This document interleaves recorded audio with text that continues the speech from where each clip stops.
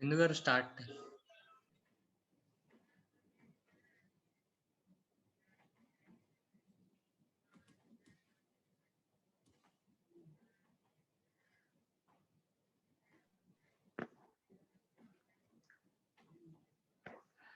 Good morning, good afternoon, and good evening to all the beautiful souls around the world. Namaste. My name is Bindu Bodhanapu from London, UK. I welcome you all today to the 13th day of the 21-day Spiritual Science Doctors Retreat. It's my greatest privilege today to introduce to the speaker Dr. Pooja Sheoran. Dr. Pooja Sheoran is a final year scholar of Bachelor's of Ayurvedic Medicine and Surgery at the National College of Ayurveda, Haryana, India. She is a wonderful soul and doing meditation since 3 years under the guidance of Dr. Sangeeta Nehra ma'am. She believes that meditation has introduced her to her true self and taught her love. She's an extraordinary talented person and an amazing speaker and reader. She is also featured in many programs held on PMC Haryanvi. Apart from this academics, she is a graceful dancer and an amazing poetry writer. Today, she will be enlightening us with Hermann Hesse's book named Siddhartha. So, friends, without any further ado, let's all welcome Dr. Pooja to share her wisdom. Dr. Pooja, the stage is all yours. Warm welcome to you. Namaskaram. Thank you so much, Bindu ma'am, for the kind words, for introducing me so beautifully. Om Bhur Swaha Tat Savitur Varenyam Bhrago Deva Shadhimahi Dhiyo Yona Prachodayat. We meditate on the glory of that being, Savitur, the sun, who has produced the universe, who is the essence of our life existence. May he imbibe his divinity and brilliance within us. Hello, Buddhas.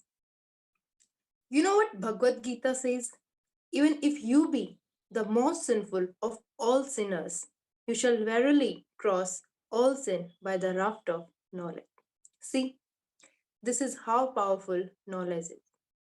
And today, I am here, oh beautiful souls, to convey you the knowledge I gained from the book Siddhartha. My name is Pooja Sheoran. I am a Bachelor of Ayurveda, Medicines and Surgery final year student. I have been meditating for the past 3 years. And during this time, I got the privilege to meet many meditators of different age groups from different places. Listening to their journey of meditation taught me a new lesson every time. So, I'm going to tell you my journey of meditation, hoping it may teach you a lesson as well. So, I was introduced to meditation by Dr. Sangeeta Nehra ma'am. Thank you, ma'am, for doing so. My perception has completely changed after this. I started feeling more confident, more blissful. I started expressing love, not only humans, but for plants, animals, even sometimes to materialistic things like my bed, blanket, chair, laptop also. Meditation taught me that love is the language of soul, which cannot be said or heard, it is felt. Most people love to lose themselves, but I had loved and I found myself. I also discovered the medicinal magic of meditation by curing my migraine with its help. In my perspective, being doctors, we don't need to treat people, we need to heal their body, their mind, and their soul. I was a kid who used to believe in good and bad things, but I'm an adult now who believes in the lessons life wants to teach us through its actions. And it is all because of meditation. So, today I'm going to share the lessons I have learned from the book Siddhartha by Hermann Hesse. So I'm sharing my screen. It will take a few seconds.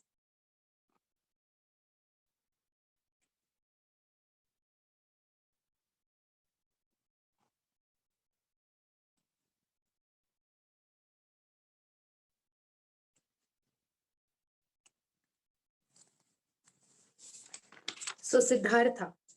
It is a 1922 novel by Hermann Hesse that deals with the spiritual journey of self discovery of a man named Siddhartha during the time of Gautama Buddha.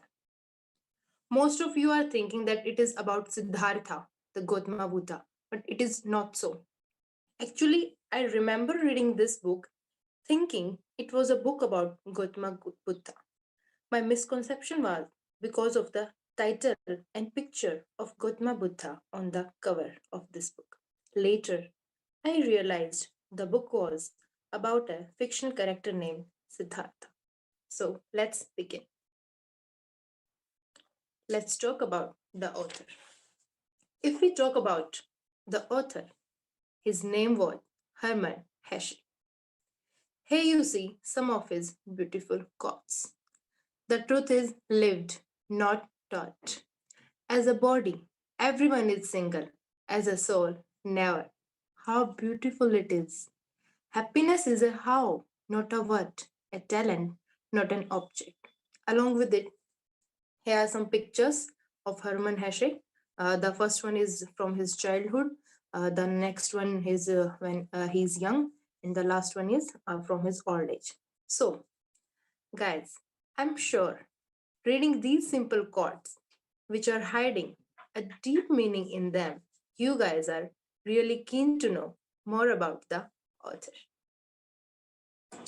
Hermann Hesse was born on 2 July 1877 in Black Forest town of Koll in Württemberg, German Empire. He was a German-born Swiss poet, novelist, and painter. You see, in right side, this is the one of his painting I like the most. How beautiful and meaningful it is.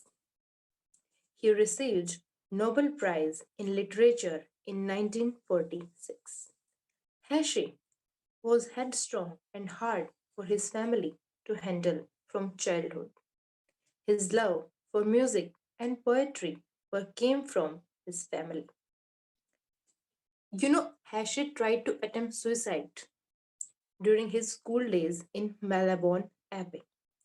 The reason behind it was not known, but he was placed in a mental institution after this due to his poor mental health. Later, he was sent to a boys' institution where he took up drinking and smoking. You see how distracted he was during his school days, and later he's gone to be a great, great, great novelist. After this, in 1895, Hashi began working in a bookshop, which has a specialized collection of theology and philology. He started spending more time with books rather than friends. As a result of which, he released his first small volume of poetry named Romantic Songs, and along with it, his collection of prose got published. But both works were a business failure.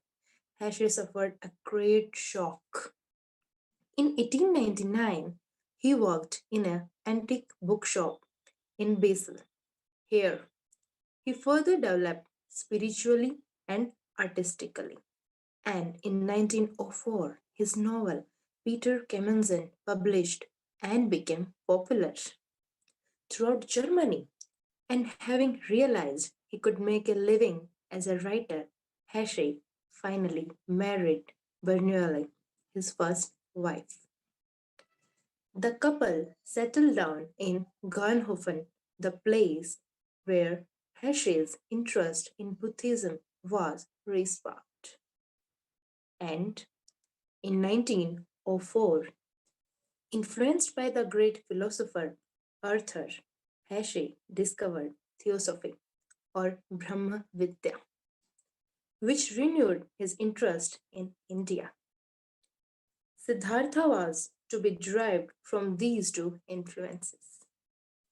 So, during World War I, Hashi registered himself as a volunteer but exempted from compulsory military service due to an eye condition, but assigned to service involving the care of prisoners of wars. Hashi wrote an essay in which he appealed his fellow intellectuals not to fall for nationalistic madness and hatred. Due to it, he becomes part of a serious political conflict. Hashi, attacked by German press, received hateful mails.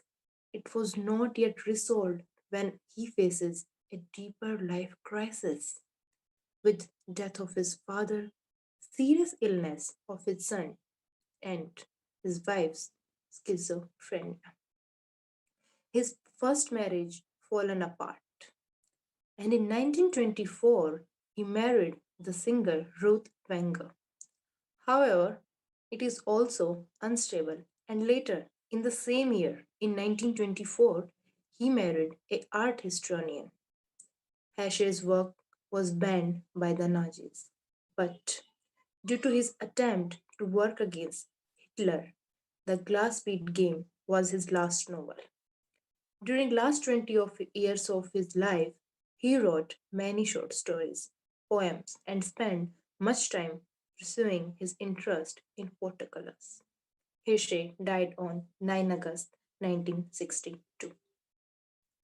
I am really inspired after knowing about him. Look, you see, even after facing all the crises, breakdowns, problems, ups and downs, he he proved out to be such a great novelist. He's such an inspiration, guys. So now, here are some books by Hashi, some of his masterpieces, I can say. So the first one is Peter Comenzit. Peter Comenzit was his first novel.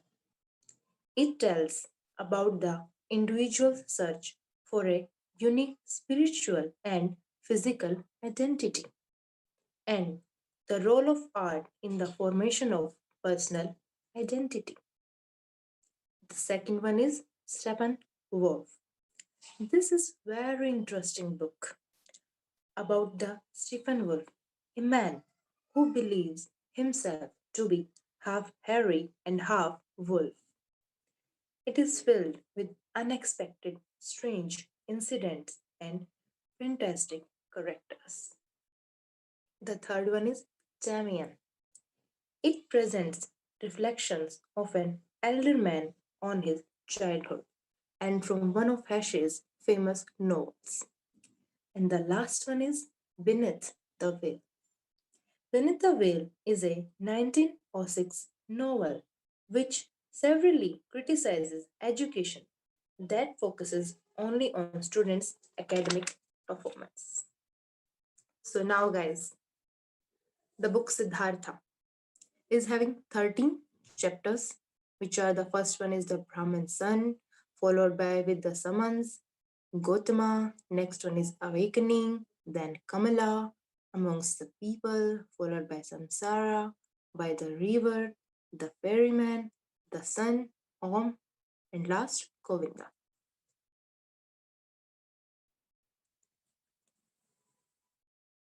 So the novel is set in ancient India at the time of Gautama Buddha. My friend, basically, it's a story, and I think we all love stories. So let's begin. First of all, who's Siddhartha? Our Siddhartha is our main character. So let's know who is he. Siddhartha is the handsome and respected son of a Brahmin. He has mastered all the rituals and wisdom of his religion at an early age. So everyone in the village expects him to be a successful Brahmin like his father. On the other hand, Siddhartha, who spends most of his time studying the Hindu wisdom of his elders, with his best friend Govinda, do not believe the same. He performs all the rituals of religion, does what religion says should bring him happiness and peace, but he is deeply unhappy and dissatisfied. He suspects that his father and the other Brahmins have learned perfectly everything from the holy books, but they have not achieved enlightenment. The rituals and mantras they have taught him seem him more a matter of custom than a real path towards enlightenment. Siddhartha longs for something more. His thirst to know himself, to know the Atma or the soul, to achieve enlightenment is growing stronger day by day. So, you guys are wondering thirst for what?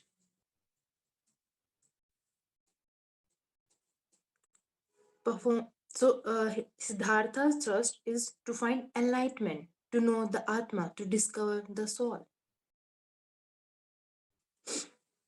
So, guys, pack your bags and let's accompany Siddhartha on his journey to quench his thirst. So, this growing thirst compelled him to leave his village and start a journey to quench his thirst. Let's get a glimpse of the hurdles and lessons Siddhartha faced on his path towards enlightenment. Siddhartha came in contact with different peoples during the journey, and each one of them taught him a lesson. So let's begin with the Samans. First of all, who are Samans? Samans are a group of traveling ascetics. They are starved, half naked, and must beg for food because they believe enlightenment can be reached through asceticism or self discipline. When they pass through Siddhartha's village, they seem completely new and different to him. So he announces he will join a group of Samans. Govinda, his best friend, decided to accompany him. Siddhartha quickly learned their teachings and practices, hoping the Saman's asceticism will help him break free of the cycle of time. But it only succeeds in revealing the second of Buddha's Four Noble Truths, which is the cause of suffering is the craving for something that can never be satisfied. I repeat, the cause of suffering is the craving for something that can never be satisfied. And the next character is the Gautama, the enlightened one. Discovering someone's path of temporary escape from suffering and does not lead to enlightenment, Siddhartha and his friend Govinda journey to the camp of Gautama, the exalted one. His teachings include Buddhism Eightfold Path. Let me tell you that the Eightfold Path are like eight principles of Buddhist: right mindfulness, right view, right livelihood, etc., which leads you towards enlightenment. Okay. So while Govinda is completely swayed by Gautama and decides to join his followers permanently, Siddhartha has doubts and finds he has trouble completely accepting some of Gautama's teachings. Siddhartha concluded neither Gautama nor any other guide can teach enlightenment because wisdom must be learned through experience. So he must seek enlightenment by searching his soul alone. Kamla, our next character.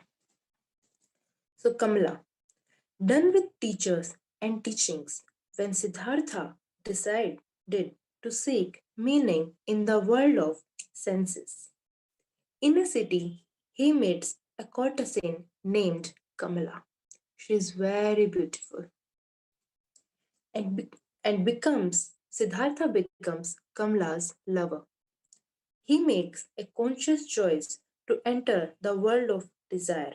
and he becomes attached to it. From Kamala, he learned much about the physical act of patience, love, and self respect. From these worldly peoples, Siddhartha learns much that is useful in the world of time. He learns parts of the Eightfold Path. Considered the first one is right attitude, which indicates that the correct way to approach an experience is to completely surrender the self while keeping the purpose straightly in mind. The second one is right aspiration, which means working for an immediate gain yields no real profit. Let's move. Awakening. After few years in world of senses, Siddhartha falls under the spell of possessions. Some 20 years after his arrival in the city, or I say in the world of senses, he begins to have dreams that suggest that time may have come to move on, to leave this world of desires. He need to awaken. Distraught over these dreams, Siddhartha sits below a mango tree to meditate. He learned neither asceticism nor sensory indulgence alone leads to enlightenment, and the mastery in either of them result in enslavement. Listen carefully, my friends. Siddhartha has to leave this material world to achieve enlightenment. So, thinking this, Siddhartha leaves the city feeling miserable and contemplating suicide. He wanders aimlessly and came across a river. He is about to let himself slip into the water to end his life. The sacred word Om reverberates within him, and his slumbering spirit awakens. How ironical is it, na? He is searching the enlightenment in life and he found it in death. Anyways, so my friends, after reading this chapter of the book, which tells Om awakens Siddhartha to a higher self, I started chanting Om every morning and I experienced the vibration of this powerful word throughout my body. Felt it healing my throat chakra. It's a beautiful feeling, friends. You guys have to try it once. The correct way to pronounce Om is not Om, it's O. Om.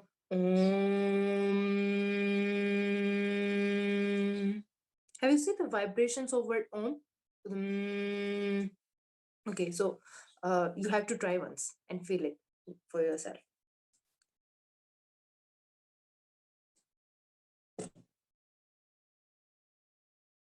Okay, so the ferryman, our next character. Having resolved to live a new life by the river, Siddhartha soon meets the ferryman Vasudeva, who invites Siddhartha to stay with him in his hut near river. Siddhartha has spent many years pursuing enlightenment, and his experiences have shown him that enlightenment can't be taught. However, in Vasudeva, Siddhartha finds the ideal teacher. In a sense, a teacher who does not teach. Vasudeva himself admits he is not a teacher. If I could talk and teach, I would perhaps be a teacher. But as it is, I am only a ferryman, said Vasudeva. Vasudeva listens to Siddhartha and encourages him to listen to the river. Siddhartha surrendered to Vasudeva his entire life, even his clothes, in order to follow his example in leading a life of calm, fulfillment, and wisdom.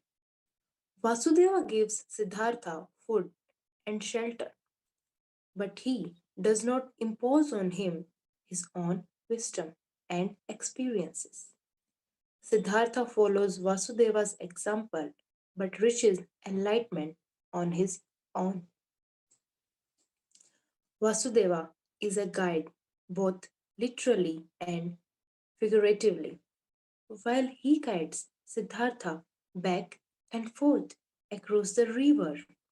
He also affirms Siddhartha's spiritual progress and encourages him to continue searching. Vasudeva is poised between the ordinary world and the world of enlightenment. He acts as an intermediary for seekers such as Siddhartha, who venture to the river and hope to pass from one world to the other. He is my favorite character, Vasudeva. Next, Siddhartha's son. So the picture you are seeing is from the movie Siddhartha. Actually, there is a movie based on this book Siddhartha, released in 1972. So Siddhartha's son. After Siddhartha's disappearance from the city or from the world of senses, Kamala, his lover, discovers she is pregnant with Siddhartha's child. Many years after this, Kamala and her son are traveling to pay homage to the Gautama, the enlightened one, when a poisonous snake bites her. Vasudeva hears the son cry for help, carries Kamala and the son to their hut. Siddhartha recognized her and realizes that the boy is his son. But unfortunately, Kamala couldn't survive. After her funeral, Siddhartha does his best to console and provide for his son. But the boy is spoiled and cynical, which is obvious. Through his interactions with his son, Siddhartha learns the Buddhist lesson of right endeavor, or to say, to try hard, and that it is not possible to impose one's knowledge of the timelessness upon one who is still subject to the limits of time. But Siddhartha is blinded by love and he ignores something he already knows. Everyone must follow his own voice to enlightenment. He has learned for himself that no one can teach enlightenment and that enlightenment must be found within. But Siddhartha attempts to impose his views on his son, due to which his son runs away in search of his own path. My dear friends, I observed the same that sometimes we also do the same mistake. We are trying to impose our views on lessons on other persons. But see, it doesn't work like this.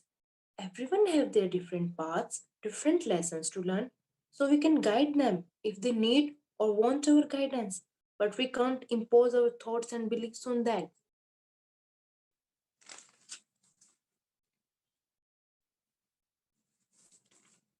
So the message. So let's talk about the main message or the messages the author wants to convey to us through his novel. After this incident, Siddhartha started to live new life by the river with the ferryman Vasudeva. After many years, his friend Govinda, you remember his friend Govinda who accompanied him? Uh, so his friend Govinda returns to the river to seek enlightenment from Siddhartha. He asks Siddhartha to teach him what he knows. To which Siddhartha replied, which is also the main message that the author wants to convey through the book. Knowledge can be conveyed, but not the wisdom. I'm repeating and listen carefully. Knowledge can be conveyed, but not the wisdom. No one can teach the wisdom because verbal explanations are limited and can never communicate the entirety of enlightenment. Knowledge can be passed along through teachers, gurus, or anyone, but individuals must earn their own wisdom. You guys have to earn your wisdom. You see, Siddhartha not only learned from Samans or the Gautama, the courtesan Kamala, the ferryman, even the river. Everyone taught him a lesson. So, friends, I concluded if one knows how to be a disciple, the master is revealed everywhere. Learn to be a disciple, learn to be a shishya, and the master is available everywhere. Even a stone wall, even a stone wall will become a master. Even a rock will become a master. And if one does not know how to be a discipline, then even a master is no more than a stone wall, is no more than a rock. This is the first main message. The second one is time is a deception. What exists around us or inside us is never one sided. A person or an act is never entirely sansara or entirely nirvana. No one is entirely holy or entirely sinful. It only seems like this because we all are subject to deception because of the limitations of time. But time, my friends, time is not real. Understand it like this: the sinful, which I am and which you are, is a sinner. But in times to come, we will be a Brahma again. Agree? Will reach Nirvana, will be Buddha. But see, these times to come are only a deception. Within the sinner is now and today already the Buddha. Remember in beginning I addressed you all as hello Buddhas. We all are Buddhas already. I am Buddha, you are Buddha, we all are Buddhas. All sin already carries the divine forgiveness in itself. All small children already have the old person in themselves. All infants already have death. All dying people, the eternal life. In deep meditation, or I say conscious breathing, there is the possibility to put time out of existence, to see all life which was, is, and will be as if it was simultaneous. And there, everything is good, everything is perfect, everything is Brahma. So be with your breath 10 to 20 minutes a day to conscious breathing, and you feel it. Aham Brahmasmi. I am totality. I am divine.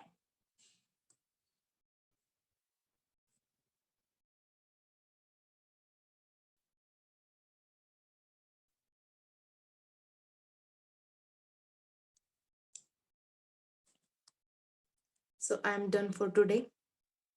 And thank you so much to PMC Global, PMC English, PMC Haryanvi, PMC Mahadrashta, Pyramid Health Society, Malaysia, and everyone to give me a chance. And thank you. Thank you, Dr. Pooja, for your wonderful sharing. You have truly inspired us. You have given a beautiful intro about the author, which has truly motivated not only me, I'm sure the audiences would agree, to read more books about this author. Thank you. And you have taken us surely on the spiritual tour on the life of Siddhartha and his teachings and his self discovery. Thank you so much for being here on this platform today. It's truly amazing to have you here.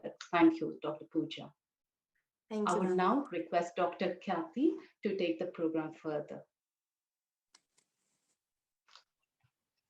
Thank you so much, ma'am. And thank you so much, Dr. Pooja, for beautiful book explaining such a wide knowledge, which was totally unaware of about. And the beautiful message, this that knowledge can be conveyed, but wisdom, it cannot be. You just have to find it from yourself, the inner self. That would be only the further enlightenment. And you cannot enlighten anybody until and unless that person really wants to be. So I'm really happy to hear your words for this book. And I would like to ask Sangeeta ma'am to please share her words of wisdom on this book. Mm, so I think there is some connection issue. So without any delay, I would like to tell you all about the swag moment. Save water and go green.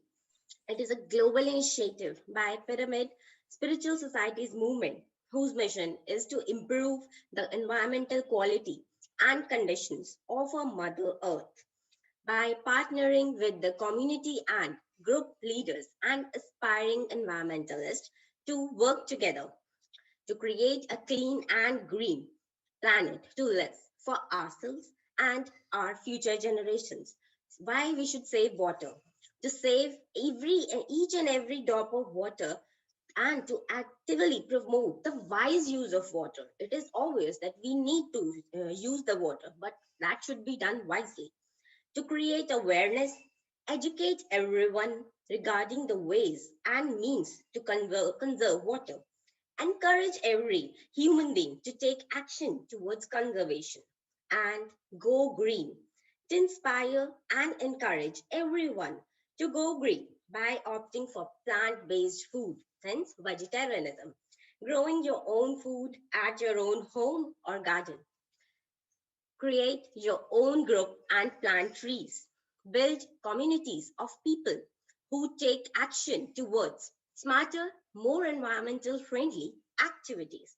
If you want to be a swag warrior, please email us at parinitha@pssmglobal.org to participate in this great endeavor. Along with this, PSSM has also announced a swag anthem music composing contest in which you will have to compose and voice an energy filled catchy number for swag anthem in English, and the theme of the song should resonate with respecting and conserving Mother Nature and a responsibility towards nature and pledging to save water and go green. Please send us your entries to pssm.swag@gmail.com. pssm.swag@gmail.com. This contest has already been started from 1st December 2020 and will be ending on 31st December 2020. Winners will be announced on 10th January 2021, and the winners will get a surprise gift along with the winning certificate signed by Brahmarishi Pitamaha Patriji itself. And the song will be taken up for the swag activities in future. Now, I would like to share some videos of Patri sir's message regarding the swag movement.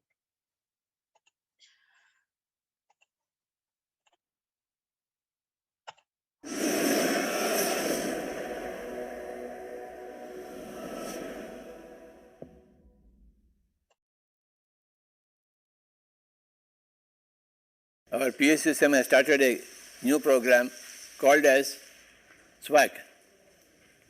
It means Save Water and Go Green. S for save, W for water, G for go, and another G for green. Save water and go green, my dear friends. We should not waste water. We should always be very, very careful in conserving our water resources. Let us not waste a drop of water. Every drop of water should be utilized properly. Every drop of water should be used for the in the best possible way. If you are wasting water, then you are contributing to the poverty of the nation. If you are conserving water, every drop of water, you are conserving the nature and you are making the nature prosper. We have to conserve water.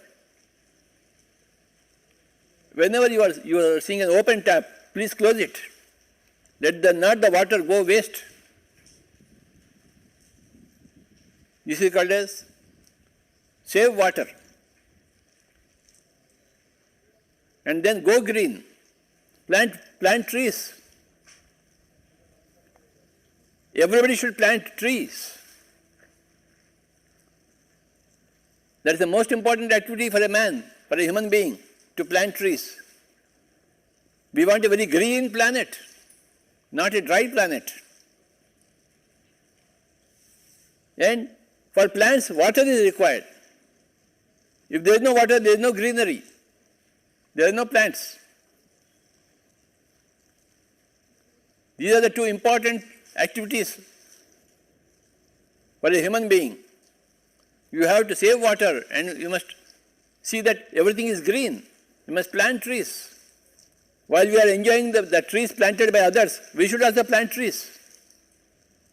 Everybody is forgetting this point and they are not planting trees at all. Why can't you plant trees?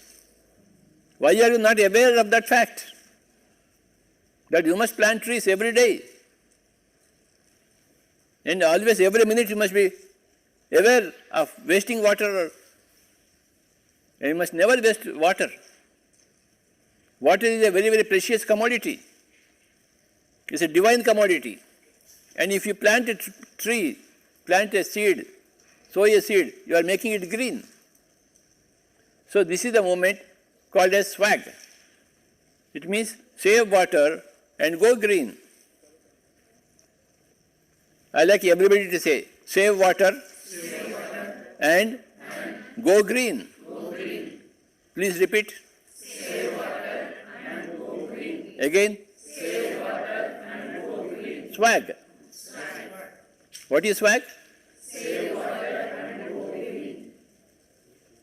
Again. Save water and go green. Again. Save water and go green. Like this. Save water and go green. How many points? 2 points. What are the 2 points? Save water and go green. How many points? 2 points. What are those points? Save water and go green. ಎಲ್ಲರಿಗೂ ನಮಸ್ಕಾರ.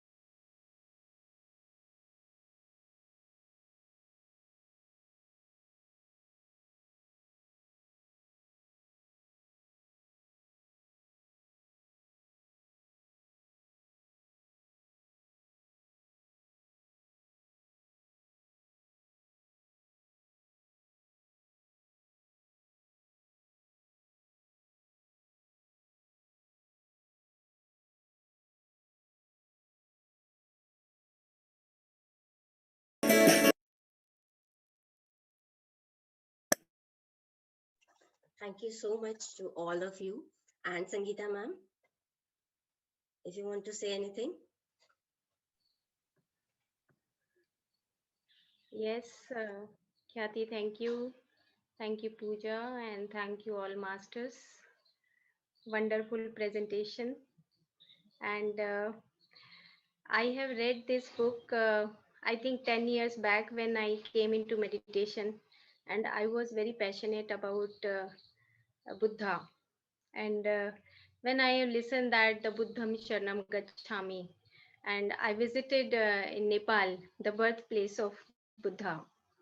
So then I came to know that the meaning of that Buddham Sharanam Gacchami means not to fell in the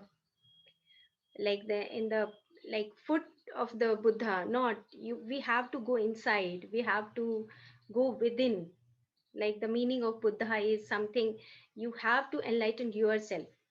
And the most beautiful thing of this book is that when Buddha left everything and then he got nirvana at the uh, place in Bihar.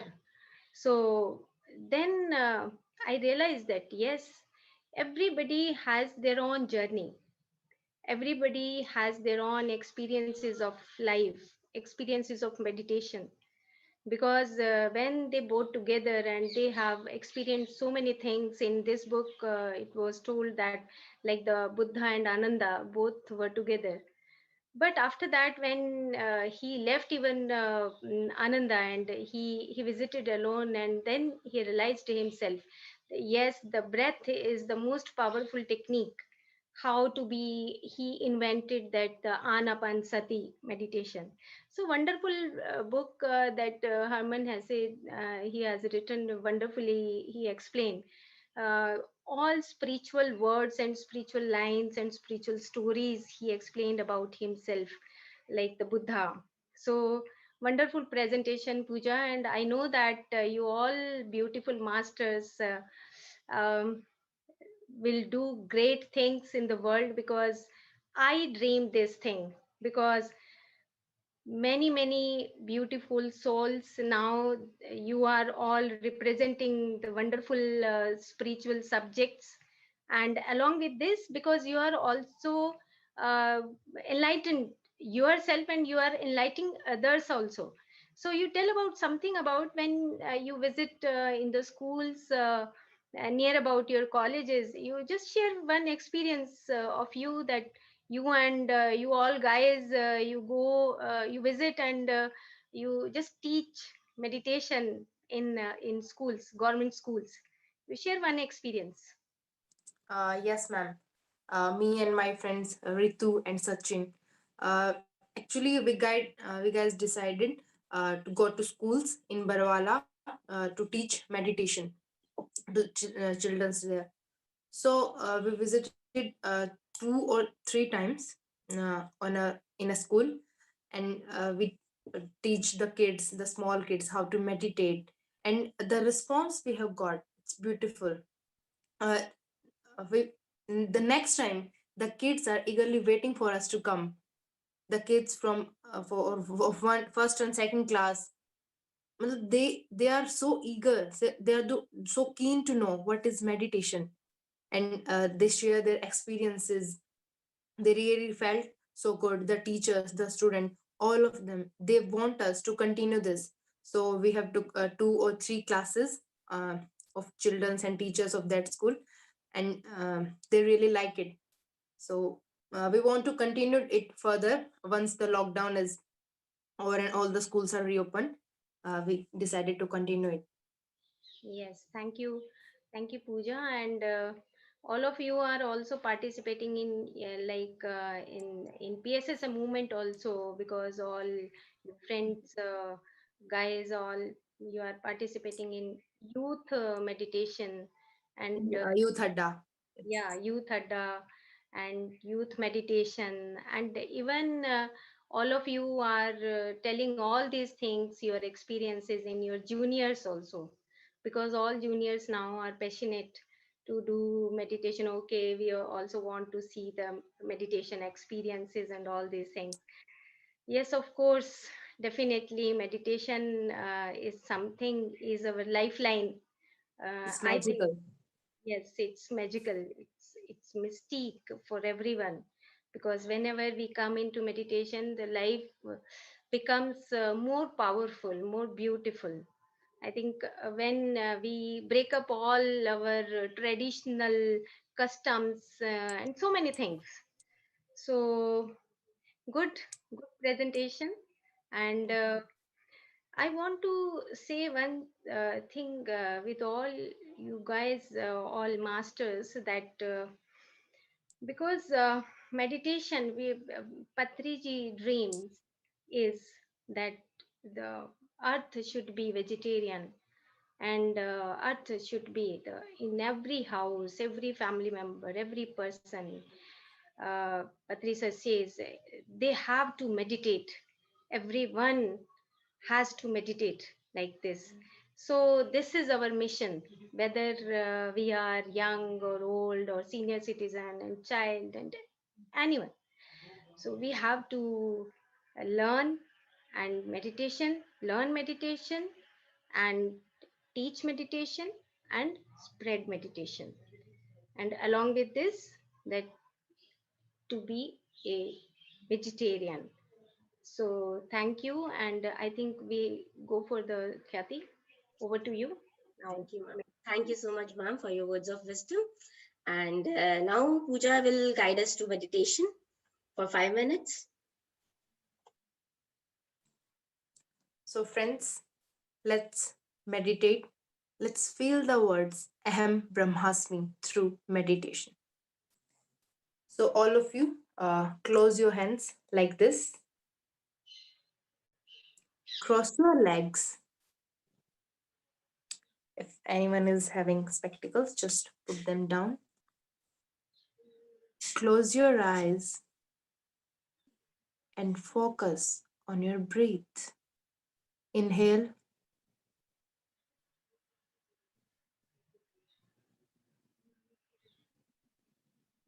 exhale.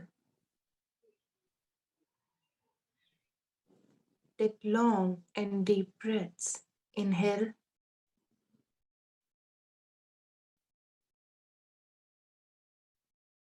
exhale. Ignore all the thoughts that are wandering in your mind. Just focus on your breath. Inhale,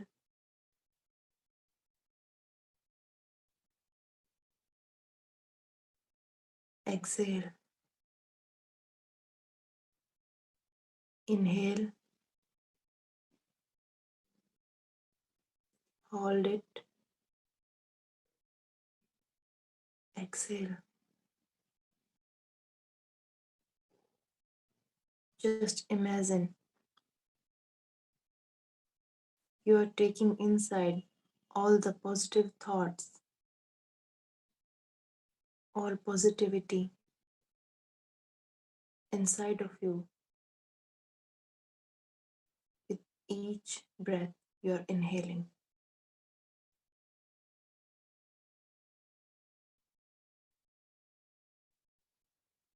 And you are removing all the negative thoughts, depression, anger, frustration.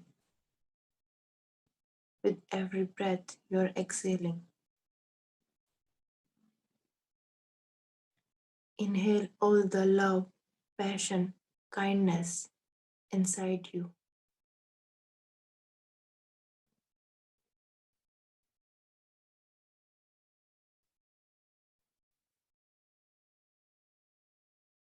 You all are beautiful. You all are Buddhas. You all are divine. Just feel it.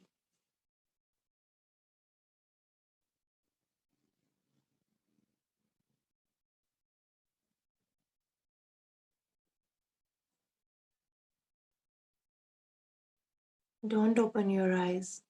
Focus on your breath. Inhale, exhale. Inhale,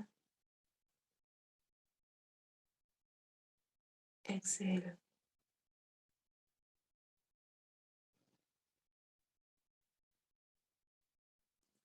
Feel the purity of your breath. Your breath is your God. You all are Brahmas. You all are divine.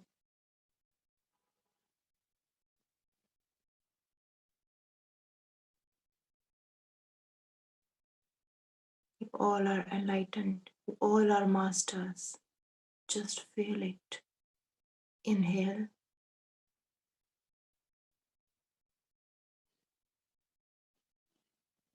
Exhale.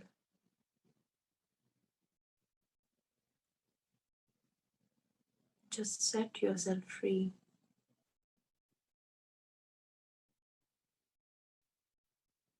Inhale.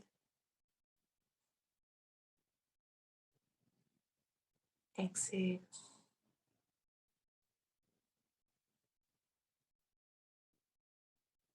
Just focus on your breathing.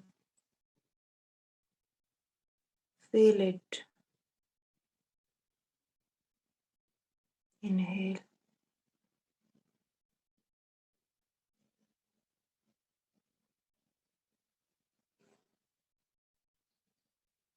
Exhale.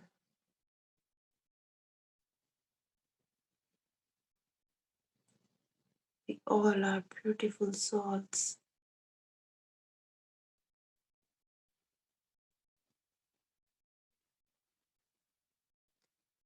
We are not bodies. We are not we. We all are one. We all are souls. Just feel it. Just feel your soul. Inhale. Exhale. Last 1 minute. Just focus on your breath.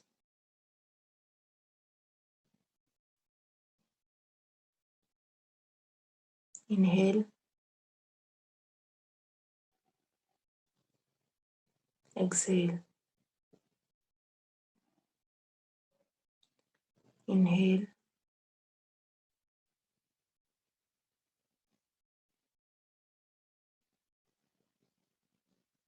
Exhale.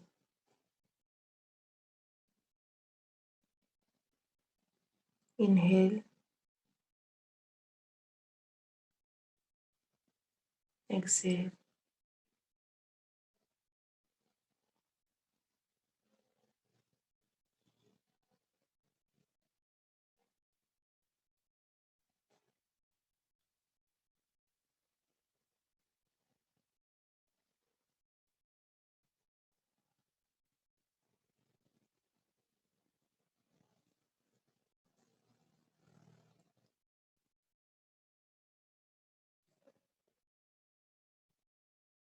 Just feel blissful and thankful towards your body, your soul. Be thankful and blissful for everything you have, for every person around you. And without opening your eyes, rub both of your hands with each other.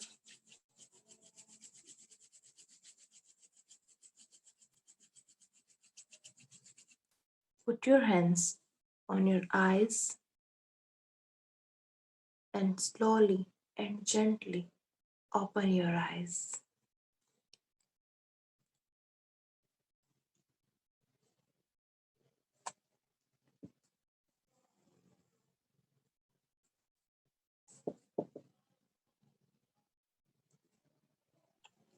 Thank you so much, Pooja, for the beautiful meditation session. Now I will hand over to Bindu ma'am to please sum up the session. Thank you, Kathy ma'am. Thank you, Sangeeta ma'am. And thank you, lastly but not the least, Pooja ma'am, Dr. Pooja. It was absolutely a wonderful session. Thank you for providing your wisdom and enlightening us. Thank you. It's great to have you on this platform today. Thank you and namaste.